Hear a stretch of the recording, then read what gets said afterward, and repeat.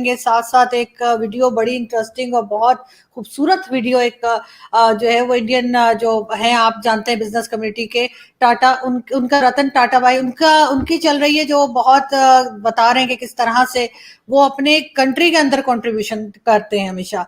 और सर हमारे यहाँ बहुत बिजनेस कम्युनिटी के लोग हैं लेकिन हम ऐसा कोई काम करते हुए दिखाई नहीं देते जो ये कहा जाए कि मुल्क की बेहतरी के लिए किया जा रहा है। इसके साथ साथ वोट ऑफ नो कॉन्फिडेंस का मोशन जो है वो भी भारत में हुआ, जाहिर है कि आप जैसे कि जानते हैं नरेंद्र मोदी के खिलाफ, लेकिन उसको आप कैसे कंपेयर करेंगे पाकिस्तान से? देखिए आरजू, मैं सबसे पहले तो मुझे बड़ी तकलीफ होती है जब मैं कंपैरिजन करना चाहता हूं, कभी कंपैरिजन बनता नहीं है हमारा। लेकिन मैं आज इस चीज पे कंपैरिजन ही करना चाहूंगा, लेकिन शायद उसको पाकिस्तानी को देख रहे हो तो शायद उन्हें पता चले कि हम किस डायरेक्शन पे जा रहे हैं और भारत किस डायरेक्शन पे जा रहा है। मैं ये सिर्फ बताना चाहूंगा, हालांकि अब कंपैरिजन बचा नहीं है, कंपैरिजन बनता नहीं है। इकोनॉमिकल तो नहीं बनता, पॉलिटिकल भी नहीं बनता। अब उसमें मैं नो कॉन्फिडेंस का कहूंगा कि नो कॉन्फिडेंस की मोशन वहां पे मूव हुआ रूलिंग पार्टी बीजेपी के खिलाफ और खासकर मोदी जी के खिलाफ। जो मणिपुर के अंदर जो वहां पे हादसा हुआ उसकी बेस पे था कि वो चाहते थे और उनका ऑब्जेक्टिव क्या था कि प्राइम मिनिस्टर आके इस पे बोले आके, जिस पे 2 घंटे से ज्यादा मोदी साहब ने जाके स्पीच दी हाउस के अंदर। और ये 26वां वोट ऑफ नो कॉन्फिडेंस है। पाकिस्तान के साथ कंपैरिजन वोट ऑफ कॉन्फिडेंस का तब बनता है कि इसी एक वोट ऑफ कॉन्फिडेंस की वजह से पाकिस्तान जला के रख दिया गया आधा। इसी एक वोट ऑफ नो कॉन्फिडेंस की वजह से कई असेंबलियां टूट गई। इसी वोट ऑफ नो कॉन्फिडेंस की वजह से कोर कमांडर के घर को जला दिया गया, जिना हाउस को। हालांकि वोट ऑफ कॉन्फिडेंस दुनिया में होता है, सुबह होता है, शाम को लोग अपने घरों में चले जाते हैं, सुबह फिर असेंबली शुरू हो जाती है। मेरे अमीरुल मोमिनीन जो है उन्होंने बड़ी दफा हर दफा ब्रिटिश का वो देते हैं मिसाल, लेकिन ब्रिटिश के अंदर तो दोपहर को वोट ऑफ नो कॉन्फिडेंस होता है, सुबह नया वजीर आजम आके चाय संभाल लेता है। लेकिन हमारे मुल्क के अंदर तबाही, कभी उसके ऊपर साइफर को लटकाया गया, कभी पाकिस्तान को आइसोलेट किया, अमेरिका के खिलाफ जिहाद के लिए तकरीरें की गई, अब अमेरिका के पांव पड़ रहे हैं। ये इसी वोट ऑफ नो कॉन्फिडेंस की एक्सरसाइज की वजह से पाकिस्तान जो है कभी बैंक्रप्सी के सर पे जाता है, कभी बैंक्रप्ट होता है, कभी बचाया जाता है। कोई डायरेक्शनलेस एक सिलसिला था। No confidence. मेरे जो अजीज मेरे हम वतन है उनको चाहिए कि देखें कि भारत के अंदर भी वोट ऑफ नो कॉन्फिडेंस हुआ, स्पीचेस हुई हैं वहां पे कांग्रेस की तरफ से गांधी साहब ने स्पीच दी है और कई स्पीचेस हुई हैं। उससे पहले एक दिन पहले अमित शाह साहब ने 2 घंटे स्पीच दी है उन्होंने भी।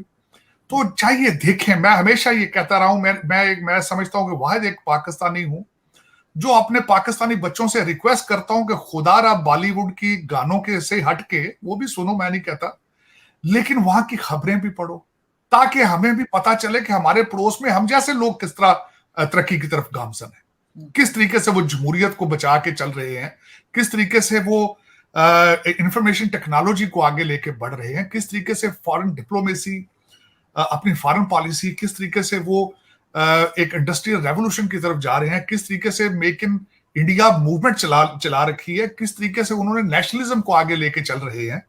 ये पढ़ना बहुत जरूरी है। हालांकि अब कंपैरिजन मैं नहीं करता, क्योंकि मैं करूं तो मेरे कई अजीज मुझे कहते हैं कि शायद मैं पाकिस्तान बैशिंग कर रहा हूं।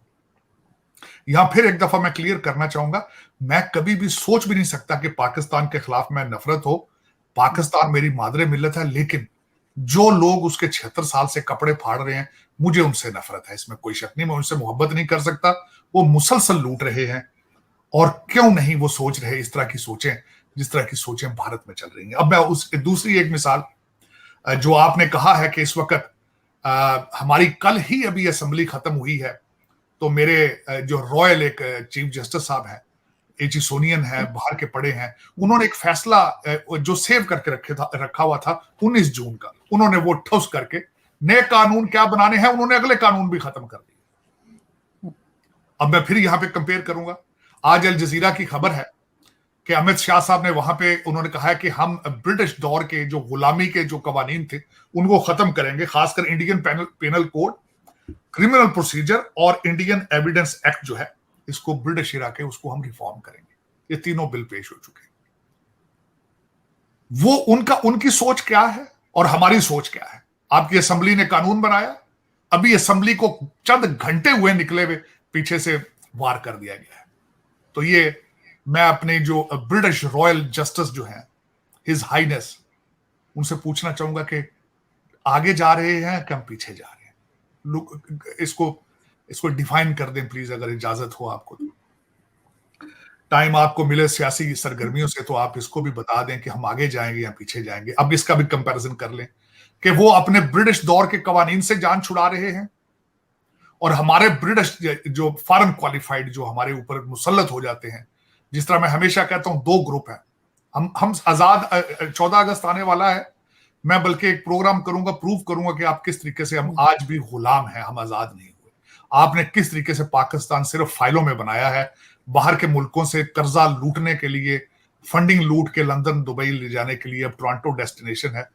सिर्फ वो एक ड्रामा बनाया है आपने। मेरे ख्याल पाकिस्तान का सिर्फ ऑब्जेक्टिव यही था कि दूसरे मुल्कों को लूटना किस तरह है। तो मैं वो उसके 14 अगस्त पे बल्कि मैं अपना रोना रोऊंगा कि हम आजाद क्यों नहीं है आज। लेकिन उसमें मैं ये बताना चाहूंगा कि आज भारत, चैलेंज जिस तरह भी है, उनकी सोचे हैं कि इस ब्रिटिश दौर की निशानियां जो इनको खत्म करें। अब हमारे इस वक्त रूलिंग एलीट, जिनको मेरे अमीरुल मोमिनीन ने खिताब दिया था इलेक्टेबल, वो कौन है? वो हर 6 महीने बाद पार्टी चेंज करते हैं। वो इलेक्टेबल कौन है? ज्यादातर ब्रिटिश लोग, जो ब्रिटिश राज था, उनके एजेंटों के पोते दोते हैं। आप देख लें, मुल्तान से आप शख्सियात देख लें, वो जमीनें उन्हें किस तरह मिली थी। अपनी इस धरती के साथ बेवफाई की, अपने लोगों को मरवाने के फ्रूट में उनको जमीनें मिली थी। एक वो कुछ लोग हैं, और कुछ फिर लोअर मिडिल क्लास के बच्चे जो होते डॉक्टर हैं या इंजीनियर हैं, रट्टे लगा के सीएसएस करते हैं, फिर उनको ट्रेनिंग दी जाती है उसी ब्रिटिश दौर की, असिस्टेंट कमिश्नर, कमिश्नर, तहसीलदार, एसपी। वो उसी दौर के ब्रिटिश लोगों के बनाए हुए घरों में रहते हैं और अपने आप को ब्रिटिश समझना शुरू कर देते हैं। उसकी एक्सट्रीम पर तब पहुंचते हैं जब 18-19 ग्रेड में आके बाहर इंग्लैंड अमेरिका पढ़ते हैं, लोगों के टैक्सों के ऊपर आके पढ़ते हैं, ट्रेनिंग लेते हैं कि इन लोगों को लूटना किस तरह है। और फिर उसके बाद आपको मैंने बताया, यहां पे आके प्रॉपर्टीज के ऊपर निशानियां लगा के जाते हैं, जिस्म ले जाते हैं, दिल और दिमाग यहां छोड़ जाते हैं। मैं आज my hat off to the Amit Shah साहब इन इंडिया कि उन्होंने इस ब्रिटिश सिस्टम के खिलाफ आज अपना आगाज किया, बगावत की उन्होंने। लेकिन मेरे ख्याल में हमारा इस वक्त किसी इंसान का कोई मूड नहीं है कि पाकिस्तान की बुनियाद रखी जाए, पाकिस्तान बनाया जाए, किसी का कोई मूड नहीं। मुझे कोई खबर बिल्कुल नजर, मैं ओरिजिनली मैं आपको बताऊं आरजू, मैं पॉलिटिकल साइंटिस्ट हूं, लॉ का स्टूडेंट हूं। सारा दिन मुझे शौक है इस चीज का कि देखूं कि करंट अफेयर दुनिया में क्या हो रहा है, क्या पक रहा है, नाइजर में क्या हो रहा है। आज मुझे उसका भी, नाइजर की भी एक एक पल की खबर। मुझे इस वक्त पता है दुनिया के अंदर क्या क्या, युगांडा में एलबीजीटी कम्युनिटी के खिलाफ जो कानून बनाया गया, वर्ल्ड बैंक उसको किस तरीके से देख रहा है। ये मेरा एक पैशन है इन चीजों के बारे में। लेकिन मैं तरस गया हूं कि कभी पाकिस्तान से अच्छी खबर आए, या मुझे कोई ऐसा इंसान नजर आए जिसके जहन में एक प्लान हो कि यार मैं अपने मादरे मिल्लत को सर्व करूंगा बगैर किसी लालच के। मुझे एक भी इंडिविजुअल नजर नहीं अभी तक आया। पावर फाइट चल रही है, पावर फाइट। आपके अगले बैलेट पे जब भी इलेक्शन होंगे, 6 महीने, साल बाद, 2 साल, सिर्फ 2 क्वेश्चन होंगे, IMF होगा और उसके CPEC होगा। ये 2 ग्रुपों की लड़ाई है। उसमें पता नहीं अब मेरे हम वतन जो है वो कितने जलील होंगे, कितने कर्जों में जाएंगे, कितनी मारामारी होगी, कितने बम फटेंगे सिर्फ इस झगड़े में कि IMF से को लूटना है या CPEC पे चाइना को लूटना है। सिर्फ एक लड़ाई और कुछ नहीं। मैं प्रूव कर सकता हूं इन डिबेट कि पाकिस्तान में सिर्फ और सिर्फ इस वक्त इसी चीज का झगड़ा है। एक बाहर के पड़े हुए लोग हैं जो बर्तानिया और अमेरिका को लूटना चाहते हैं IMF के जरिए, उनसे पैसे लेना चाहते हैं, और एक ग्रुप है वो कहते हैं हम नहीं, CPEC बना के चाइनीज को लूटेंगे। ये झगड़ा है। अब उसमें अगली जो बात मैं करना चाह रहा था, आपने बात की रतन टाटा जी। देखिए, मैं एक तो आरजू आपको पता है मेरी my research towards India, my passion towards दूसरे मजहबों की तरफ भी, हर चीज, बल्कि मैंने बड़ी डिटेल के साथ पढ़ा हमारे जो टाटा फैमिली को और पारसीज को मैंने पढ़ा है। ये ना सिर्फ टाटा क्योंकि पारसी, ये अपनी आमदन का एक बहुत बड़ा चंक जो है वो फिलैंथ्रोपिस्ट एक्टिविटीज पे डोनेट करते हैं। ये उनका हिस्सा है मजहब का। मजहब का तो हमारा भी हिस्सा है, ज़कात देना हमारा भी हिस्सा है, हमारे मजहब का भी हिस्सा है। लेकिन हमारे मजहब में तो आपको पता ही है कि हमारे मजहब में तो नफरत और मारना भी तो मना है, लेकिन हम उस पर जिहाद कर लेते हैं, कभी कुछ कर लेते हैं। ये दुनिया के अंदर मेरा ख्याल है ये भी एक ह्यूमन इंस्टिंक्ट है कि हम अपने मजहब को अपने फायदे के लिए उसको पोलिटिसाइज करके कारोबार बना लेते हैं। लेकिन पारसी अभी इस चीज से बचे हुए हैं कि नंबर बहुत थोड़े हैं, बहुत क्लोज निटेड कम्युनिटी है। मेरा ख्याल अभी तक उन्होंने मजहब के अंदर कारोबार को इंट्रोड्यूस नहीं कराया, तो वो अभी तक अच्छे काम कर रहे हैं। अफसोस के साथ, दुख के साथ, हमारे ईदी साहब थे, ईदी साहब फिलैंथ्रोपिस्ट थे लेकिन बिजनेसमैन थे, बिजनेसमैन नहीं थे। वो सबसे बड़े फिलैंथ्रोपिस्ट वो थे। बल्कि मुझे यहां तक याद है, मुझे पिछले दिनों किसी एक दोस्त ने भारत पंजाब में से मुझे एक बिल बोर्ड का फोटो खींच के भेजी जिसमें ईदी साहब की मिसाल दी गई थी। लेकिन दुख के साथ है कि इस वक्त जितने भी अमीर लोग हैं पाकिस्तान के, लूटना उनकी पहली प्रायोरिटी है, फिलैंथ्रोपिस्ट वर्क उनकी प्रायोरिटी नहीं है। दूसरा एक सबसे बड़ा जो मुझे दुख है, मेजॉरिटी ऑफ मेरे कंट्रीमैन जो है वो मौत पे यकीन नहीं रखते।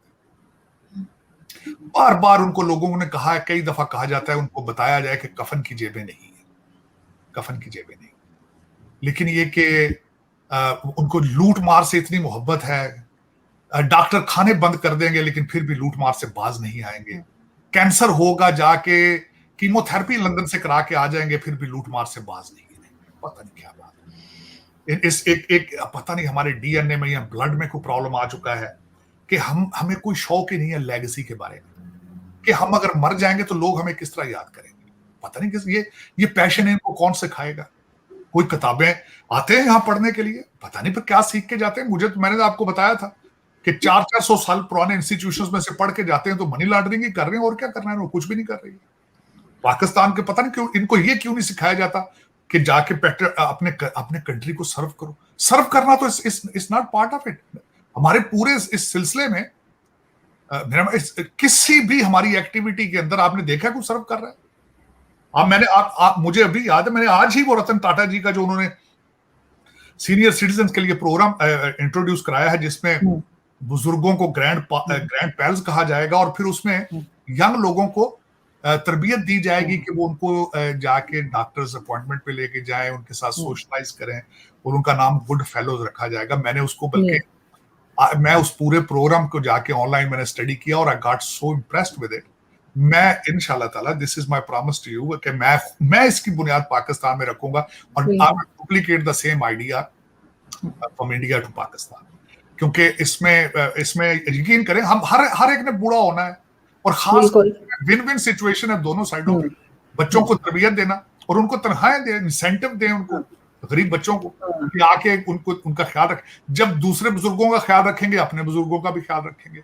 और दूसरा आरजू, ये सबसे बड़ी बात है जो हमने पाकिस्तान में, या ज्यादातर हम लोग इस चीज पे तवज्जो नहीं देते।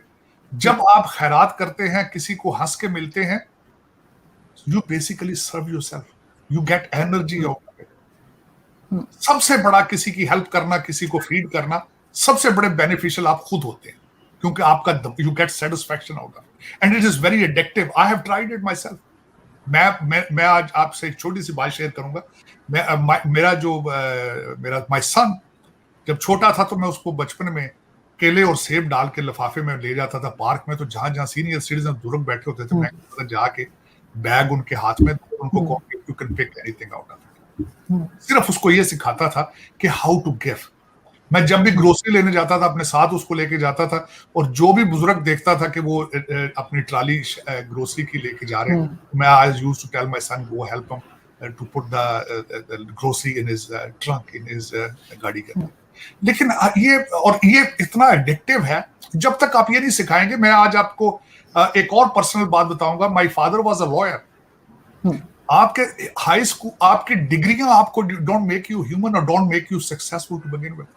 सोशल स्किल्स नहीं है, आपको एक दूसरे के साथ प्यार मोहब्बत करने की सलाहियत नहीं रखते, कामयाब नहीं होंगे आप। शायद वक्ती तौर पर चंद पैसे कमा लें आप एक बड़ी गाड़ी ले लें, लेकिन यू वोंट गेट कुछ, दो चीजें नहीं सीखने आएगी। आप इनर पीस नहीं आएगा, रिस्पेक्ट नहीं आएगी सोसाइटी में, और जो लीडरशिप एबिलिटीज है वो नहीं सामने आएंगी। ये तभी होती हैं जब when you do the philanthropist work. मैं और कहता हूं, अगर आपके पास पैसे नहीं है, मैं ये नहीं कहता कि आप पैसे दे के ही लोगों को खुश करें, आप स्माइल के साथ भी खुश कर सकते हैं। बिल्कुल, किसी का ख्याल करके। आप किसी को नमस्कार कहें, आप किसी को सत श्री अकाल कहें, आप किसी को सलाम कहें, आप झुक के मिलें, अपनी गाड़ी, आप बस में ट्रेन में हो, अपनी सीट दे दें, ये भी एक फिलैंथ्रोपिस्ट वर्क है। ये जरूरी नहीं है कि रकम दे के खुश किया जाए, लेकिन हमारे तो फिर मतलब के बगैर तो शेक हैंड ही नहीं करते। किसी को स्माइल दें, कहते हैं यार शायद इसका कोई मतलब होगा। हम इतने इतने जो है वो गिर चुके हैं अपने इस वैल्यू में। लेकिन ये बहुत अच्छा, मैं आज मुझे आपने ये ट्वीट भेजा, मैं समझता हूँ I'm highly obliged कि आपने इसको मेरे साथ शेयर किया। It is the need of the society, is need of the work. हमें अपने लोगों का ख्याल रखना होगा, अपनी सोसाइटी का ख्याल रखना होगा, इसके बगैर गुजारा नहीं। बिल्कुल ऐसा ही है सर। लेकिन सर, करप्शन की अगर हम बात करें तो बहुत से मेरे इंडियन दोस्त जो हैं वो यही बताते हैं कि भाई करप्शन तो भारत में भी होती है, लेकिन वो जो करप्शन होती है वो पैसा फिर वो भारत के अंदर ही घूमता रहता है। इस वजह से भी जो है इतना नुकसान नहीं होता, जो हमारा फौरन ही बाहर चला जाता है। तो ये रोक कैसे हो सकती है? देखिए, मेक सेंस, ये तो जो आपने बात की है मेक सेंस करती है। दूसरा, उसमें देखें ना, एक और बात है कि करप्शन जो है आरजू, वो ह्यूमन इंस्टिंक्ट का हिस्सा है। मैंने जब यहाँ पे बिजनेस एजुकेशन ले रहा था तो उसमें डिफाइन की जाती थी चोरी को, पिल्फरेज को अपॉर्चुनिटी के साथ। जब आपको मौका मिलेगा तो जितने से ईमानदार आदमी इंसान होगा वो कोशिश करेगा इसको उठा ले वो। लेकिन उसमें ये मैं बताना ये चाहूंगा कि वहां पे एक सेटअप ऐसा है कि उनके ज़हन में उनके जो रूलर हैं, वहां उनके रूलर तो नहीं मैं कहूंगा, जो उनके लीडर